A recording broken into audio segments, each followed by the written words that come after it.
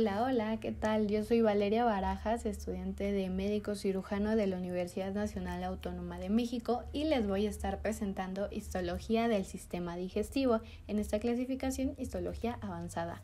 Antes de empezar, me gustaría darles mis redes sociales, me encontrarán como soy Valnotes y Valestudi. Antes de empezar con nuestro contenido hay que dividirlo. La primera parte va a estar la cavidad oral, la segunda parte el tubo digestivo y la tercera las glándulas anexas. Siguiente, por favor. En la primera parte estaremos en la cavidad oral y antes de extendernos vamos a empezar con sus generalidades. Esta va a comprender una serie de estructuras que incluyen la lengua, los dientes y sus medios de sostén, el periodonto y las glándulas mayores y menores, así como las amígdalas. La cavidad bucal se va a dividir en un vestíbulo y una cavidad bucal propiamente dicha. El vestíbulo es el espacio que hay entre los labios, la mejilla y los dientes, y la cavidad bucal propiamente dicha se va a ubicar detrás de los dientes y encontraremos otros límites como por ejemplo hacia arriba el paladar duro y el paladar blando, hacia abajo la lengua y el piso de la boca y hacia atrás la entrada a la orofaringe o también llamada istmo de las fauces. Dentro de estas generalidades vamos a empezar con la lengua. La siguiente, por favor. La lengua es un órgano muscular que se proyecta dentro de la cavidad oral desde su superficie inferior. El músculo estriado de la lengua está organizado en fascículos que por lo general se disponen en 3 o más planos perpendiculares entre sí. Esta distribución de fibras musculares van a permitir una enorme flexibilidad y precisión en los movimientos de la lengua, esenciales ¿para qué? Para el habla humana y también para su función de digestión y de deglución. Esta forma de organización muscular es exclusiva de la lengua, lo cual permite la fácil identificación de este tejido como músculo lingual. Entre los grupos de las fibras musculares va a haber cantidades variables de tejido adiposo y la superficie dorsal de la lengua se va a dividir anatómicamente por una depresión en forma de V, también llamada surco terminal, en 2 terceras partes anteriores y una tercera parte posterior. Ahora prestaremos atención a las imágenes del lado izquierdo, las que dicen anterior. Esta va a ser un preparado destinado al estudio de la mucosa del dorso de la lengua en su zona anterior, como lo habíamos dicho. En su superficie vamos a notar en vista general el epitelio, luego el conjuntivo y en planos más profundos la masa muscular de los tabiques fibroadiposos. Y ya en una vista más específica encontraremos que la cara superficial del dorso va a estar cubierta por epitelio plano pluriestratificado no queratinizado, con numerosas papilas filiformes que se queratizan en sus extremos afilados. Y cuando nos vamos acercando a la cara lateral de la lengua van a desaparecer estas papilas y progresivamente también se adelgaza el epitelio, disminuyendo el número de capas que lo constituyen. Así, la mucosa que tapiza esta región está constituida específicamente por epitelio plano pluriestratificado no queratinizado. Ahora veremos la imagen del lado derecho.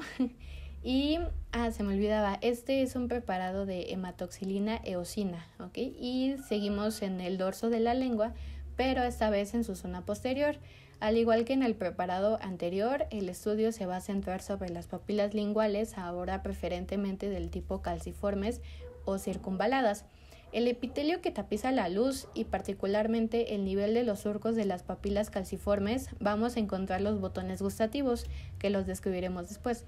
En algunas zonas del epitelio hay cierta tendencia a la paraqueratinización. Este tejido subyacente hay que destacar las glándulas serosas de von Enger, que aparecen en el estroma conjuntivo por debajo de las papilas y que son claramente diferenciables del resto de las glándulas menores, por tratarse de estas de glándulas serosas puras. Siguiente, por favor, muchas gracias. Ahora pasaremos a las papilas de la lengua, empezando con las filiformes. Estas se van a definir como pequeñas y mecánicas. ¿Por qué? Porque no tiene papilas gustativas. Van a ser abundantes y su forma se define como cónica. Van a estar tapizadas también por un epitelio estratificado plano muy cornificado y se van a encontrar un poco más en la superficie dorsal anterior de la lengua. Las segundas que vamos a estar hablando son las fungiformes, que ya su nombre nos indica mucho, es decir, en forma de hongo. Se van a encontrar más en la superficie dorsal de la lengua y las vamos a definir a gran escala como pequeños puntos rojos abundantes en la punta de la lengua, algo que todos seguramente ya hemos visto en algún momento de nuestra vida. y van a estar en un epitelio estratificado plano más corpúsculos gustativos, a diferencia de las anteriores.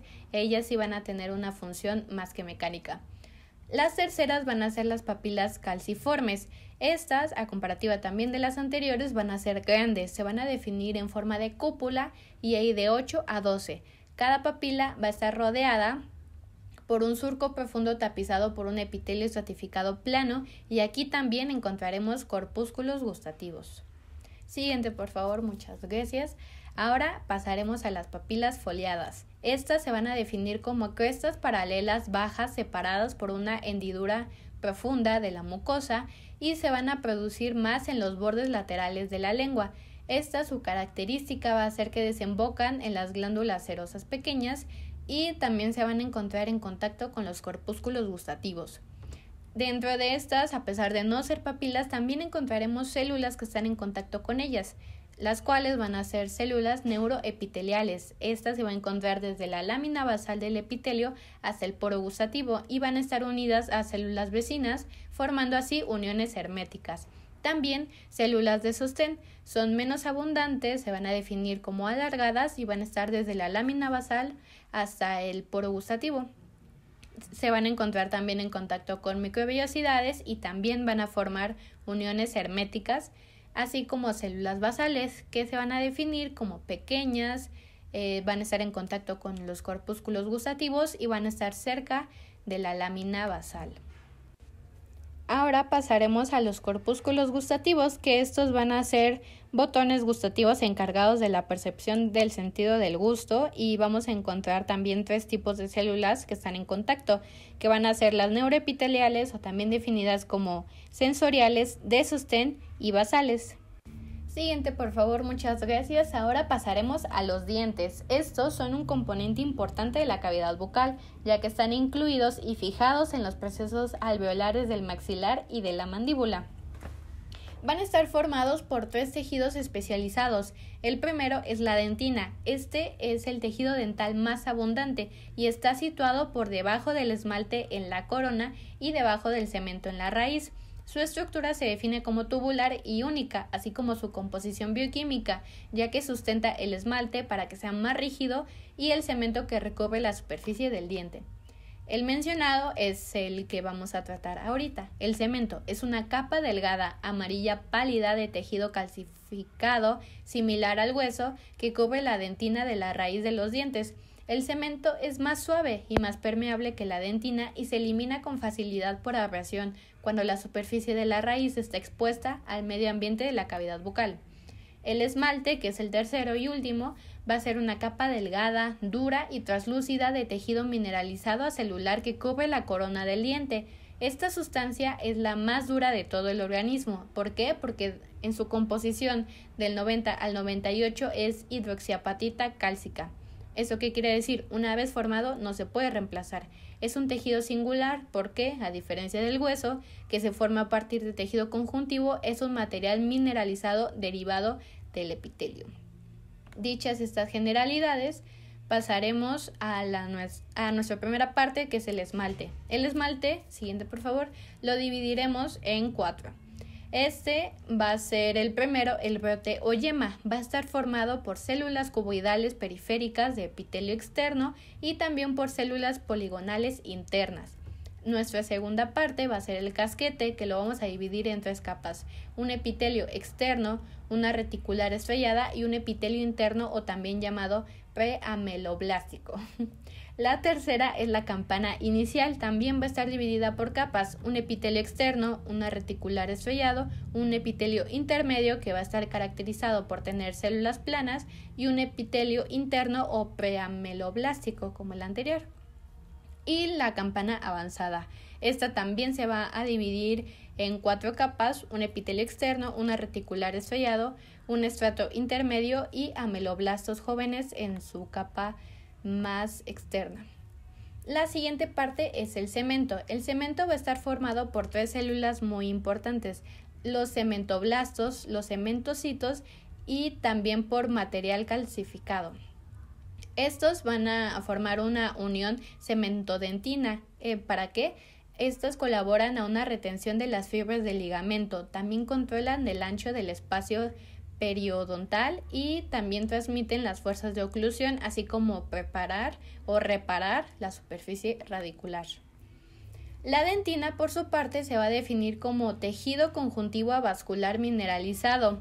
En esto lo vamos a clasificar en 3 partes. En su esmalte o en su porción coronal vamos a encontrar túbulos dentarios y que van a estar en contacto con espacios tubulares ubicados dentro de la dentina. Esto nos va a dar como resultado la dentina intertubular. Nuestra segunda parte es el cemento en su porción radicular y la tercera es que más internamente está limitado por la cámara pulpar, es decir, la pulpa dental. En ella encontraremos la dentina peritubular, un anillo hipermineralizado más una matriz orgánica más fibras de colágeno que van a estar muy características en la dentina. Siguiente, por favor. Ahora pasaremos al paladar blando. En este lo vamos a clasificar en 2 de acuerdo a su función. Su parte oral va a ser la cara ventral. En esta vamos a tener un epitelio pluriestratificado no queratinizado y va a contener una lámina propia que su característica va a ser que tiene glándulas de mucosa. Su parte respiratoria va a ser la cara dorsal y encontraremos un epitelio pseudoestratificado cilíndrico ciliado y dentro de él encontraremos células calciformes. Siguiente, por favor. Ahora pasaremos al labio. Vamos a encontrar 3 características muy básicas de este tejido, que va a ser la primera parte, su superficie externa o cutánea. Esta va a ser la piel y sus anexos, un tejido epitelial poliestratificado plano queratinizado. El segundo va a ser su borde libre o bermellón. Esta va a ser una piel modificada o de transición que se va a encontrar con característica de tener numerosas papilas, pero sin anexos de la piel. Y su superficie interna o mucosa, que se va a definir como un tejido epitelial poliestratificado plano no queratinizado con lámina propia. Ahora vamos a ver la imagen del lado derecho y nuevamente esta va a ser un preparado con hematoxilina eosina y la estructura de la piel fina que recubre la cara externa del labio va a presentar diferenciaciones o anexos cutáneos. Como ya se mencionaba, podemos encontrar folículos pilosos y glándulas, así como un epitelio pluriestratificado plano queratinizado asentado sobre un conjuntivo laxo bien vascularizado e inervado. La cara interna del labio va a estar cubierta por un epitelio plano pluriestratificado no queratinizado, como corresponde a una mucosa oral común o de revestimiento, y entre la piel y la mucosa observamos una zona de transición en la que el epitelio deja de presentar una capa córnea superficial llamado bermellón, que ya lo hemos mencionado, en el conjuntivo de esta zona y llama la atención también o es muy característico por presentar vasos subepiteliales. ¿Ok? Ahora pasaremos al siguiente, por favor, al tubo digestivo. Ahora hablaremos de las generalidades del tubo digestivo.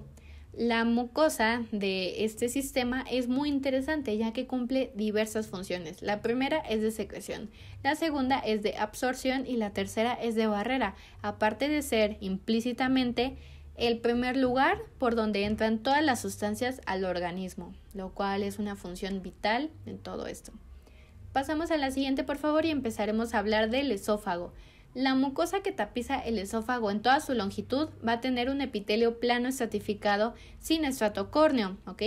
Y presentará una lámina propia con glándulas de la mucosa que se presentan más en su parte distal y también una muscular de la mucosa que su característica va a ser que presenta una disposición longitudinal. Pasaremos después en la imagen de abajo con la submucosa, que va a ser un tejido conjuntivo denso regular con una importante participación de vasos sanguíneos y linfáticos de gran calibre, fibras nerviosas y células ganglionales. Encontraremos también una participación muy importante del plexo de Meissner o plexo submucoso y también tejido linfático difuso y nódulos linfáticos en sus porciones superior e inferior del esófago, ya que aquí es donde se encuentran las glándulas submucosas más predominantemente. Siguiente, por favor. Ahora pasaremos a la muscular externa.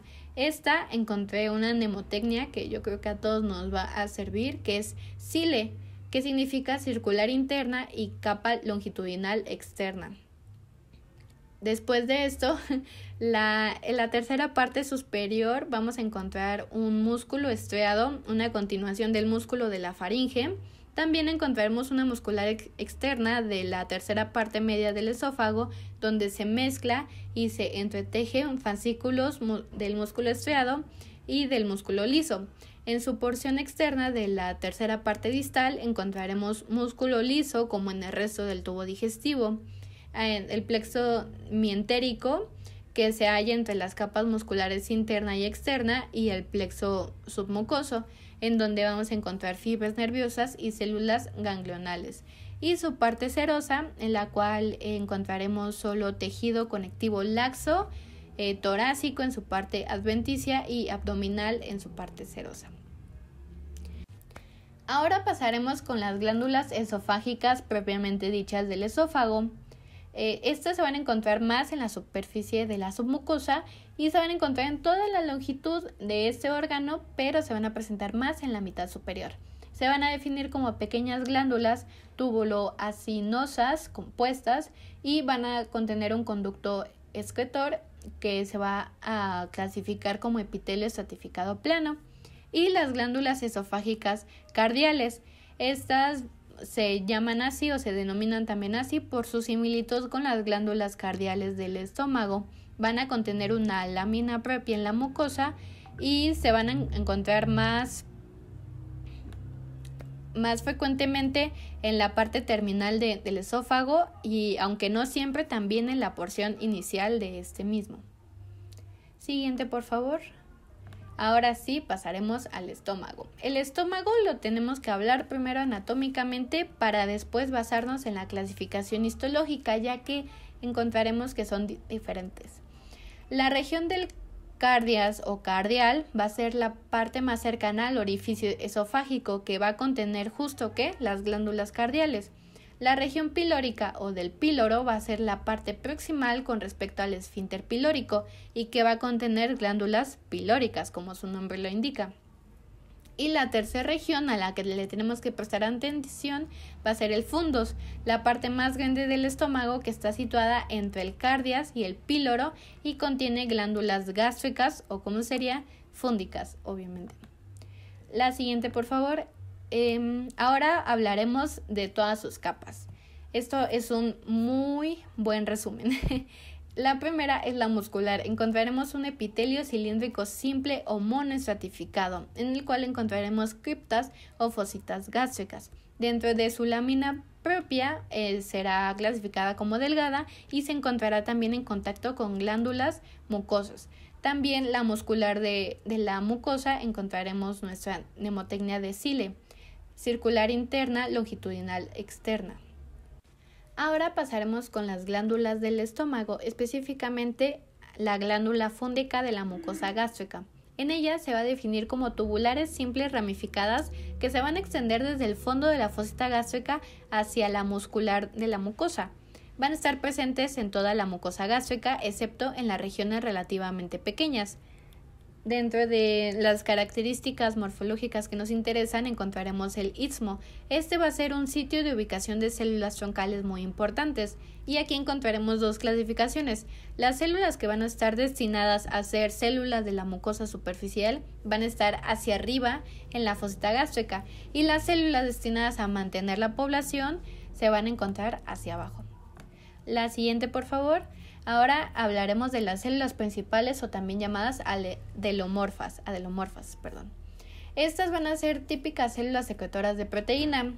Dentro de las características que encontraremos es que su retículo endoplásmico rugoso va a ser abundante en el citoplasma basal, que le va a impartir esta región de la célula de aspecto basófilo. Y su citoplasma apical, a diferencia, va a ser eosinófilo, ya que hay presencia de vesículas secretoras, también llamadas gránulos decimógeno. Las células principales van a secretar pepsinógeno y una lipasa débil, que en contacto con el jugo gástrico, el pepsinógeno se convierte en pepsina, una enzima muy importante y que se clasifica como proteolítica. La siguiente, por favor. Ahora serán las células parietales o delomorfas y oxíticas.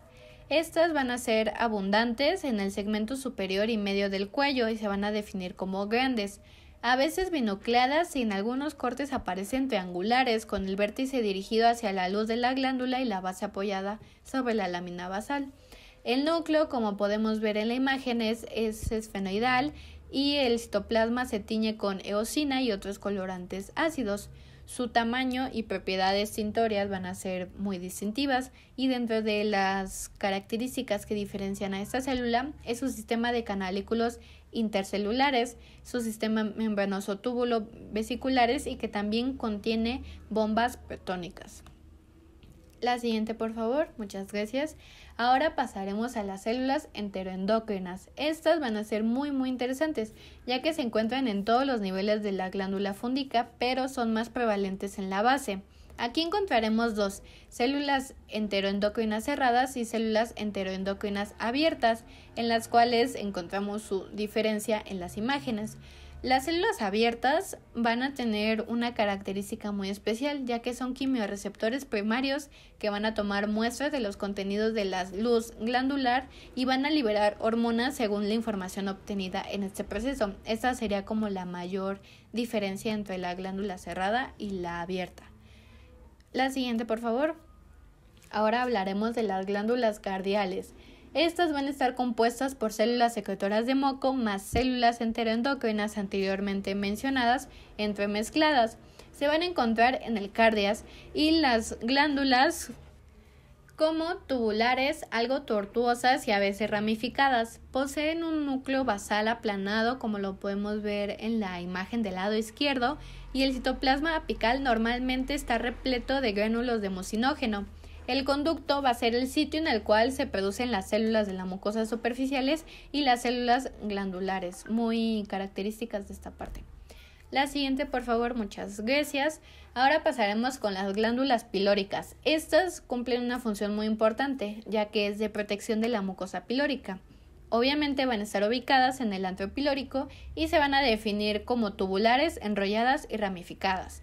Van a presentar un aspecto similar al de las células de la mucosa superficial, lo cual nos va a indicar que tienen una secreción bastante viscosa. Ahora pasaremos con la lámina propia y muscular de la mucosa del estómago. Estas van a ser relativamente escasas y se encuentran restringidas en los espacios estrechos que rodean las fositas gástricas y las glándulas. Van a compartir muchas características, como por ejemplo el estroma está compuesto en gran parte por fibras reticulares con células musculares lisas y fibroblastos asociados. También vamos a presentar gran participación de células del sistema inmunitario, es decir, linfocitos, plasmocitos, macrófagos, algunos eosinófilos y en procesos inflamatorios encontraremos neutrófilos. También se van a encontrar nódulos linfáticos ocasionales que a menudo se introducen en forma parcial en la muscular de la mucosa. La siguiente, por favor, muchas gracias. Ahora pasaremos a la muscular de la mucosa.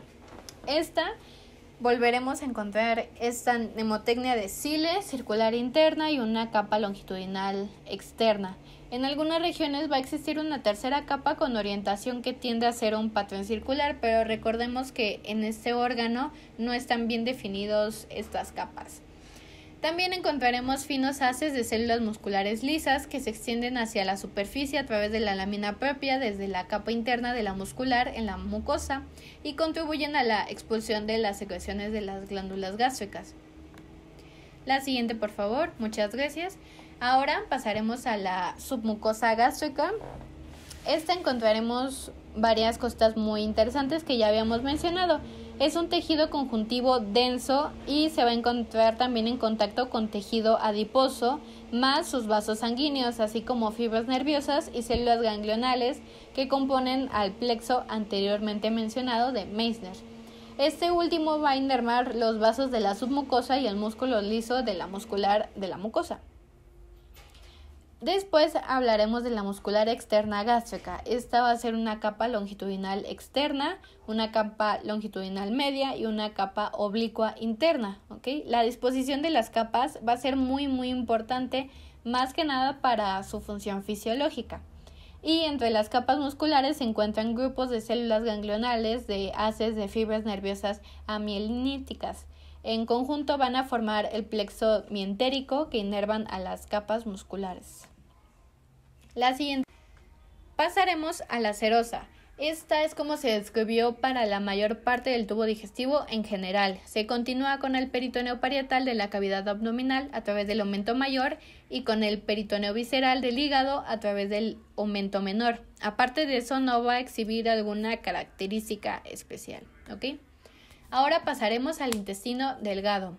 En su parte de la mucosa vamos a encontrar que es una superficie de absorción con pliegues circulares pertenecientes a la mucosa y a la submucosa, y también va a presentar vellosidades pertenecientes solo a la mucosa y con microvellosidades ya anteriormente dichas y glándulas intestinales o también llamadas criptas.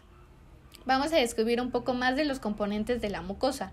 Los pliegues circulares van a ser justo repliegues de mucosa y de submucosa y se van a encontrar en mayor medida en el duodeno distal y en el yeyuno proximal.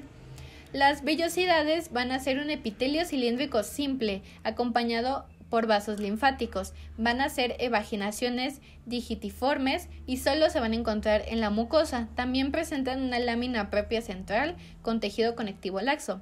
Y sus microvellosidades van a ser definidas como a nivel de una célula y van a ser la principal ampliación de la superficie laminal. Ahora hablaremos de unos rasgos esenciales de la mucosa del intestino delgado. En él empezaremos con las glándulas intestinales o criptas. Del lado izquierdo superior son ellas. Se van a encontrar desde la superficie de la mucosa y desembocan al lumen a la altura de la base de la vellosidad. Y su característica es que van a tener una lámina propia celular. Del lado derecho vamos a encontrar a GAL, que es tejido linfoide asociado a intestino. Este, está de más decirlo, constituye la parte más externa y compleja del sistema inmunitario y es capaz de discriminar de forma eficaz entre patógenos invasivos y antígenos inocuos. Esta va a ser una lámina propia supercelular y también vamos a encontrar nódulos de tejido linfático, como se mencionaba, o las placas de Peyer. Ahora, dentro de las células del intestino delgado encontraremos a los enterocitos. Estos se van a definir como cilíndricos altos de núcleo basal y van a estar unidos por uniones herméticas. Su principal función va a ser de absorción y de secreción. En la parte de en medio de la diapositiva encontraremos a las células calciformes. En ellas vamos a encontrar una función de producir y secretar moco. Van a estar aumentadas desde el duodeno hasta el ileón distal y van a estar en contacto con los gránulos de mucinógeno apicales, así como un núcleo basal basófilo. Después encontraremos a las células de Paneth. Del lado izquierdo inferior, estas van a ser las bases de las criptas. Vamos a encontrar un citoplasma basal basófilo y dentro de sus características fisiológicas va a ser que tendrá una acción antibacteriana por la participación de lisosomas y alfa-defensinas. Del lado derecho superior encontraremos a las células enteroendocrinas que van a tener una importante participación en la regulación de la secreción pancreática y en la absorción de diferentes enzimas importantes. Y después encontraremos a las células M. Estas van a cubrir de cierta forma a las placas de Peyer y van a tener conexiones con células presentadoras de antígeno, ¿ok? La siguiente, por favor. Ahora hablaremos del intestino grueso. En su parte de la mucosa no va a haber vellosidades, a contrario del intestino delgado, pero sí encontraremos glándulas intestinales, células calciformes y no vamos a encontrar tampoco células de Paneth.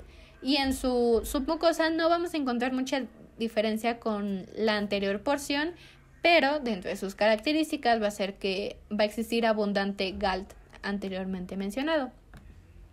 La siguiente, por favor. En la submucosa encontraremos tejido conectivo denso, también la participación de adipocitos por estar en contacto con tejido adiposo. Vamos a encontrar también glándulas de Bürner y en su muscular externa vamos a definirla como circular interna. Esto es importante porque va a tener una participación fisiológica en las contracciones de segmentación, el plexo de Orbach y la longitudinal externa. La siguiente, por favor. Encontraremos ahora el conducto anal. Este va a ser un epitelio de transición, ya que encontraremos al epitelio cilíndrico simple de la mucosa intestinal y cambiará a epitelio estratificado plano cornificado de la demás piel. También encontraremos una zona de transición del conducto anal, primero un epitelio cilíndrico estratificado o cúbico y después un epitelio estratificado sin estrato córneo. También encontraremos que el conducto anal en su muscular de la mucosa va a desaparecer y la capa circular de la mucosa externa se va a engrosar para convertirse en el esfínter anal interno y el esfínter externo del ano se va a formar por músculo estriado del perineo. Ahora hablaremos del hígado. En él su parénquima va a estar definido o conformado por cordones de hepatocitos organizados que van a tener una sola célula de espesor y van a estar separadas por capas sinusoidales. Esto de ser una sola capa de célula va a ser característica de adultos. En niños podemos encontrar otras características. El estroma va a estar definido como un tejido conjuntivo que se continúa con la cápsula fibrosa de Gleason. Los vasos sanguíneos, nervios y vasos linfáticos, así como los conductos biliares, van a transcurrir dentro de esta capa de tejido conjuntivo. También encontraremos capilares sinusoidales o sinusoides, también llamados, que van a conformar el conducto vascular entre los cordones de hepatocitos, y también un espacio perisinusoidales o también espacio de Dice, que se encuentran entre el endotelio sinoidal y los hepatocitos. Ahora hablaremos específicamente de los hepatocitos, una célula que forman los cordones celulares anamostosados de los lobulillos hepáticos. No está de más decir que es su célula principal. Vamos a ver la imagen del lado derecho. En ella encontraremos que son células poligonales muy grandes, constituyen alrededor del 80% de la población celular del hígado. El núcleo, como lo podemos ver en la imagen de los hepatocitos, es grande y es esfenoidal y ocupa el centro de la célula. Muchas de las células del adulto son binucleadas, sin embargo, la mayor parte de los hepatocitos del adulto van a ser tetraploides. ¿Esto qué quiere decir? Que contienen el doble de la cantidad del ADN normal. Y pues ya. Pasamos a la siguiente, por favor, que van a ser las vías biliares. En ella hablaremos específicamente de 3 partes. El conducto hepático, que va a ser un epitelio cúbico simple alto, en que va a contener una membrana basal de tejido conectivo y una túnica muscular, que va a ser un músculo liso. Un conducto cístico, que va a ser epitelio simple cúbico alto, también va a tener una membrana basal y una muscular circular interna longitudinal externa, y un colédoco que va a expresar las mismas características que el conducto cístico. La siguiente, por favor. Ahora hablaremos de la vesícula biliar. En ella encontraremos su capa de mucosa, va a contener pliegues profundos para incrementar la extensión de la superficie. También encontraremos una lámina propia, que va a estar provista de vasos sanguíneos y una muscular externa bien desarrollada, que carece de muscular de la mucosa y de la submucosa. Encontramos también una capa muscular externa. En ella encontraremos un estrato de músculo liso, con sus haces distribuidos sin dirección. Aquí encontraremos unas células muy características, que son los colangiocitos, que son cilíndricos altos y que están especializados en la captación del agua desde la bilis, y expresan acuaporinas que van a facilitar el desplazamiento pasivo rápido del agua. Y también encontraremos divertículos profundos de la mucosa, que con frecuencia se extienden a través de todo el espesor de la mucosa externa. Siguiente, por favor. Ahora sí, llegaremos al páncreas exócrino. Dentro de sus características, es que va a sintetizar y secreta enzimas digestivas hidrolíticas hacia el duodeno, que son indispensables para la digestión en el intestino. Este componente contiene ácidos serosos que van a conformar la mayor parte de la masa pancreática. Dentro de sus células principales encontramos los ácidos pancreáticos, las células acinosas pancreáticas y los conductos intercalares. Cada ácido contiene un epitelio simple de células piriformes y con una luz pequeña, apenas visible, y sobre el núcleo se encuentra el aparato de Golgi y gran cantidad de gránulos enzimáticos recién sintetizados. Ahora pasaremos a la histología de las glándulas salivales. Estas van a ser glándulas de secreción exócrina y están formadas por dos porciones, una porción secretora o productora de saliva y una porción excretora, formada por túbulos confluentes por los que sale la saliva de la boca. Las glándulas salivales mayores van a estar conformadas en su porción secretora por numerosos lóbulos y lobulillos, y la unidad funcional de los lobulillos va a ser el acín mucoso. Ahora, hablando específicamente de cada una, la parótida está constituida fundamentalmente por acinis serosos. La submaxilar es mixta, aunque de predominio seroso. La sublingual es esencialmente mucosa. Y ahora dentro de ellas encontraremos células muy interesantes. Por ejemplo, las células serosas van a ser células secretoras muy activas de núcleo redondo y en situación basal, abundante en el citoplasma, con acúmulos numerosos de gránulos secretores que se denominan gránulos decimógeno. Y también encontraremos células mucosas. Son rectangulares de núcleo aplanado en su porción basal celular y su aparato de Golgi da origen a abundante gránulos de secreción rico en mucopolisacáridos, lo que provoca que estas células se tiñan poco. Después pasaremos a las células seromucosas que aparecen de forma aislada o en grupos. El núcleo es basal y encontraremos granulaciones serosas y mucosas en su citoplasma. Son redondeadas y se mantienen individualizadas. Después pasaremos a las células mioepiteliales. Están situadas entre la membrana basal y la porción basal de las células acinares y tubulares. Son muy importantes ya que su origen histológico da inicio a algunos tumores. Y creo que sería todo por mi parte. Esto es histología del sistema digestivo en nivel avanzado. Esta es mi bibliografía y pues gracias por esta oportunidad. Nos vemos.